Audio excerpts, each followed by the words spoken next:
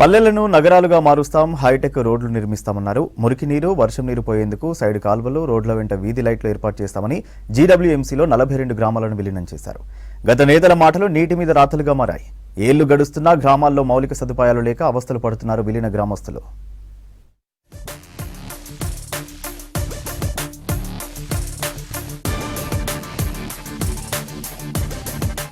11 లక్షల జనాభా కలిగిన వరంగల్ మహానగరంలోని 66 డివిజన్ల పరిధిలో 42 విలీన గ్రామాలున్నాయి.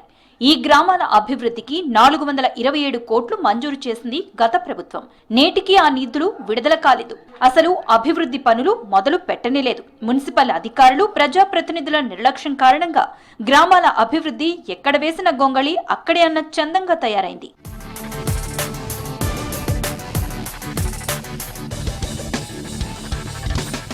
గ్రేటర్ వరంగల్ పరిధిలోని 42 విలీన గ్రామాల్లో రోడ్లు, డ్రైనేజీల నిర్మాణ పనులు చేపట్టకపోవడంతో దేవన్నపేట, కోమటిపల్లి, ఉనికిచెర్ల, ఆరేపల్లి, రాంపూర్, మడికొండ, పెగడపల్లి, వంగపహాడ్, ముచ్చర్ల, చింతగట్టు గ్రామాలు అధ్వాన్నంగా మారాయి. ఇళ్లు శుభ్రం చేశాక సైడ్ కాలువలు లేక మురికి నీరంతా రోడ్లపైకి చేరి ఇళ్ల ముందు నిలుస్తోంది.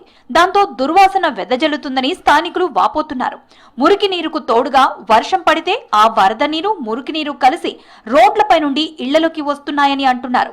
మున్సిపాలిటీ పడ్డది, మా ఊరు ఏం పని చేస్తారు. ఇక్కడ మా మోరీలు చక్కగా, ఆరపల్ల రోడ్లు చక్కగా లేవండి. మేము ఏ ఊరికి పోయినా ఆ ఊర్లో పంట మంచిగా ఉన్నా కానీ మా ఆరపల్లి అయితే ఇంతవరకు డెవలప్ కాలేదు. ఎక్కడ చూసినా డ్రైనేజీలు అన్నీ మొత్తం మురికాలు రిండిపోతున్నాయి, ఇళ్ళకి వస్తున్నాయి నీళ్లు. ఇట్లా మా ఊరు బాగుపడదు. ఇక్కడ ఎన్నడూ బాగుపడుతుంది. అన్ని ఎమ్మెల్యేలు అందరు మారతారు కానీ మా ఊరు బాగుపడతలేదు. గ్రామాలను జీడబ్ల్యూఎంసీలో విలీనం చేసి పన్నులు వసూలు చేస్తున్నారు. కానీ అభివృద్ధి మాత్రం శూన్యమంటున్నారు ఆయా గ్రామ ప్రజలు. సైడ్ కాలువలు లేక రోడ్లపై మురికి నీరు పారుతుండటంతో దోమలు విజృంభిస్తున్నాయి. దాంతో నిద్రకు దూరం అవుతున్నామని బాధను వెళ్లగక్కుతున్నారు. వర్షం పడితే మాకు అంత బురద అవుతుంది. అన్ని నీళ్ళకి వెళ్ళి నడవలేము. ఈ రోడ్లు వేయాలి మాకు. మేము ఆ రోజే చెప్పినాక రోడ్డు మీద మీటింగ్ అవుతా మీరు ఎత్తలేరు, చూస్తలేరు.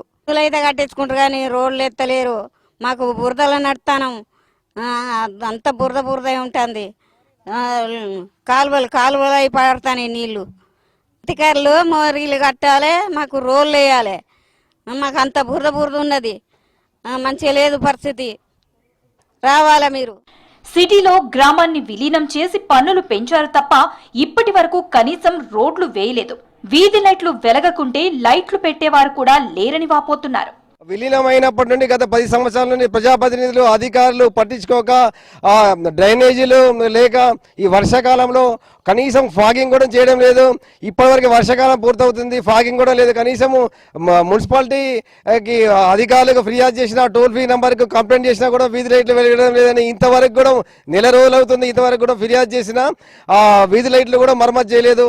అనేక సమస్యలతో గ్రామాలు, విలీనమైన గ్రామాలు అభివృద్ధి చెందక, నోచుకోక వెనుకబడుతున్నాయి. అధికారులు మాత్రం ప్రజాప్రతినిధులు పేరుకు మాత్రమే ఎలక్షన్లు వచ్చినప్పుడు చెప్పి ఈ అభివృద్ధి చేస్తాం, ఆ అభివృద్ధి చేస్తామని చెప్పేసి ఆ మాటలకు మాత్రమే పరిమితమైంది. విలీన గ్రామాలను అభివృద్ధి చేస్తాం, సుందరంగా తీర్చిదిద్దుతామని గొప్పలు చెప్పిన ప్రజాప్రతినిధులు కనీసం మౌలిక వసతులు కల్పించడంలో విఫలమయ్యారని ఆరోపిస్తున్నారు గ్రామస్తులు.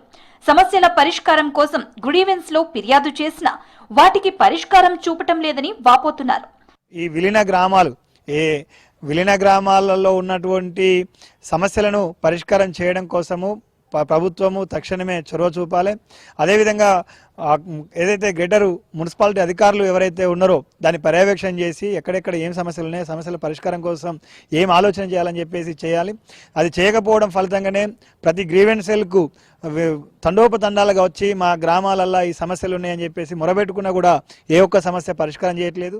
అధికారులు, ప్రజాప్రతినిధులు విలీన గ్రామాల అభివృద్ధిపై దృష్టి సారించాలి. ఆయా గ్రామాల్లో మౌలిక వసతులు కల్పించటమే కాదు, ప్రజలకు అవసరమైన కనీస సౌకర్యాలు కల్పించాలని కోరుతున్నారు.